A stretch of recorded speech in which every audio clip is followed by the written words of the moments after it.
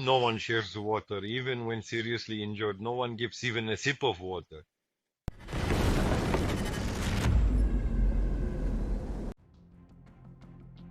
Ukrainian MiG-29s continue operations across all fronts. One strike took out a Russian assault group hiding in a destroyed building with the help of GBU-62 JDAM-ER bombs. These U.S.-supplied weapons have proven lethal against fortified Russian forces. Russian fighters complain their comrades from nearby units denied water to a wounded soldier. "We don't abandon our own," they said. Where we have a swarm medium weight approached the Allies. 136, 137, 74. 228. No one shares water, even when seriously injured. No one gives even a sip of water. Right now, Coma also went to us for water, but nobody gives any. Coma, did they give you water? No, nobody gives. Even an injured person is not given a sip of water. The 92nd Assault Brigade repelled a large-scale Russian assault involving armored vehicles and biker infantry near Zhuravlevka, Belgorod region. In a bold display of resilience and tactical skill, Ukraine's 92nd Assault Brigade successfully repelled a large-scale Russian assault near the village of Zhuravlevka in Russia's Belgorod region. The attack involved a mix of armored vehicles and so-called biker infantry, Russian troops operating on motorcycles and ATVs, a tactic that's become increasingly common as Russia struggles with a shortage of traditional armor.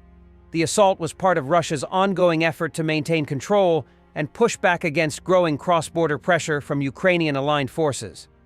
However, despite the use of mechanized units and rapid mobility tactics, Russian forces were met with fierce resistance.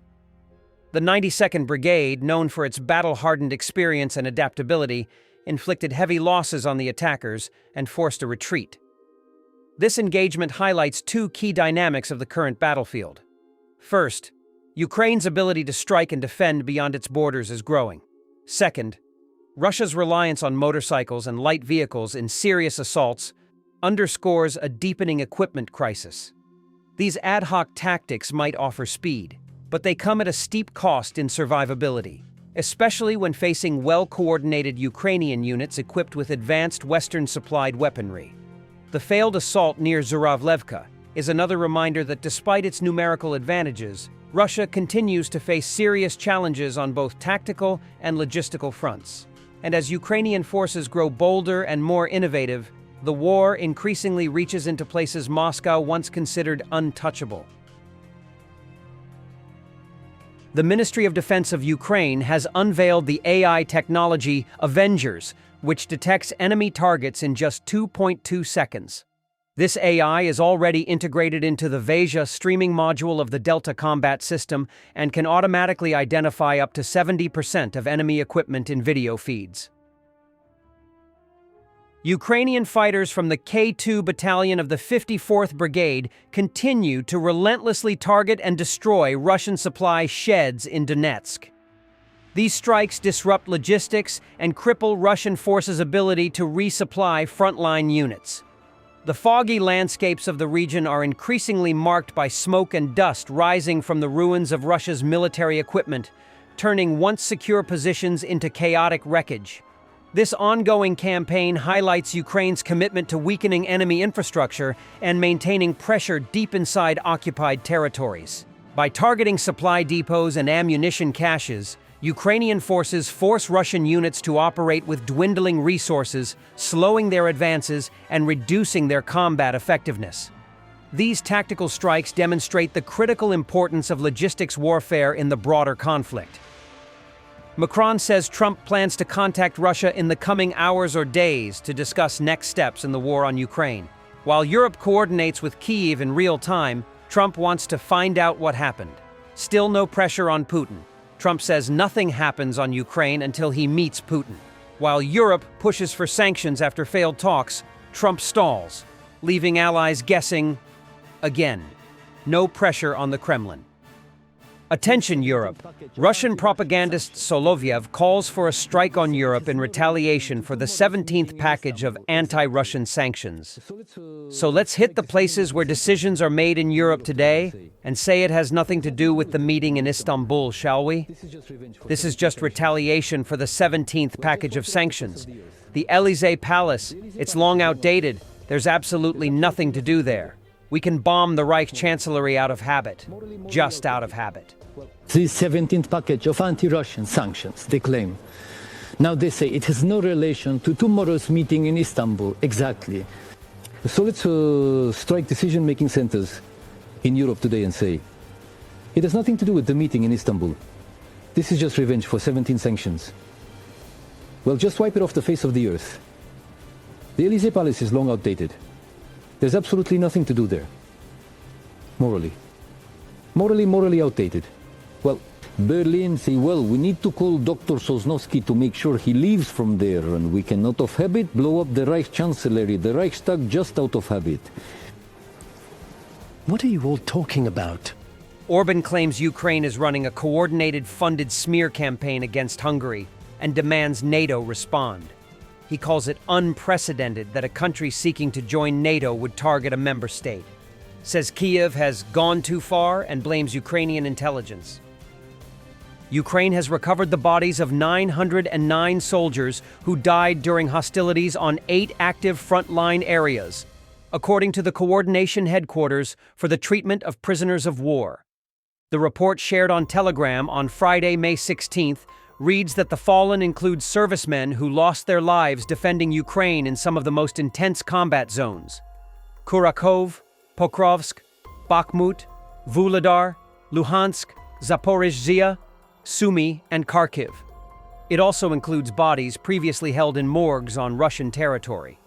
According to the report, personnel of the armed forces of Ukraine are transporting the repatriated bodies to designated state institutions, where they are handed over to law enforcement officials from the Ministry of Internal Affairs and forensic experts from the Ministry of Health.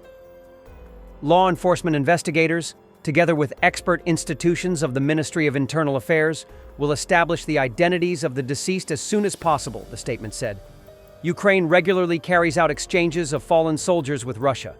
The last such return of 909 bodies took place in mid-April. April's repatriation marked at least the 8th time since last October that 500 or more bodies of Ukrainian soldiers were returned. A similar transfer involving 909 bodies occurred on March 28th. Russia, in contrast, does not publicly report the return of its fallen soldiers and has not provided updated casualty figures since the fall of 2022, when it claimed fewer than 6,000 troops had been killed. In mid-February, Ukrainian President Volodymyr Zelensky told NBC News that over 46,000 Ukrainian soldiers had been killed, with around 380,000 wounded. Meanwhile, an ongoing investigation by Mediazona and BBC News Russian has verified the identities of roughly 100,000 Russian soldiers killed in the war based on open-source data. Air Force Unit Junior Sergeant Stanislav Bunyatov, call sign Osman, said that Russia has returned more bodies to Ukraine than vice versa. He explained this was likely due to Ukrainian losses in territories now occupied by Russia, following retreats along certain parts of the front. China has offered to sell 2 squadrons of J-10CE multi-role fighter jets to Colombia as the South American country seeks to replace its aging combat fleet. Infodefensa reported about this, citing its own sources. The offer was made during Colombian President Gustavo Petro's visit to Beijing in talks with Chinese President Xi Jinping. It includes up to 24 J-10CE fighters, or a smaller number based on Colombia's needs, at a price of approximately $40 million per aircraft, along with a package of air-to-air missiles. The J-10CE is the export variant of China's domestically produced J-10C, developed by the Chengdu Aircraft Corporation. The aircraft has seen combat use with the Pakistan Air Force, which claimed it successfully engaged 2 Indian fighter jets, one Dassault Rafale and one Su-30 MKI in recent years.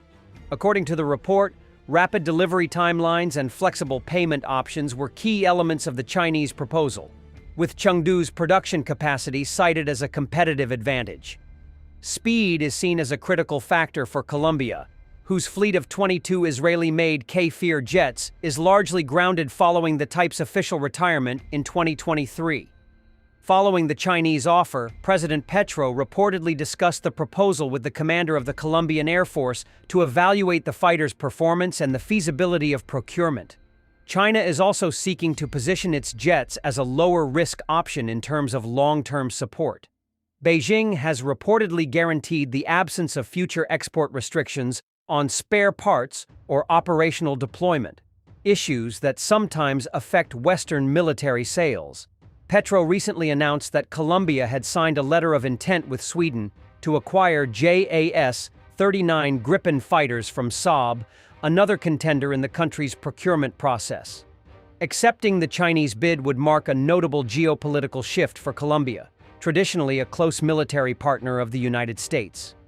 Neighboring Peru is also in the market for new fighter aircraft, having previously evaluated options such as the F-16V Block 70 from Lockheed Martin Corporation, Saab's Gripen, and the Rafale F-4 from Dassault Aviation SA.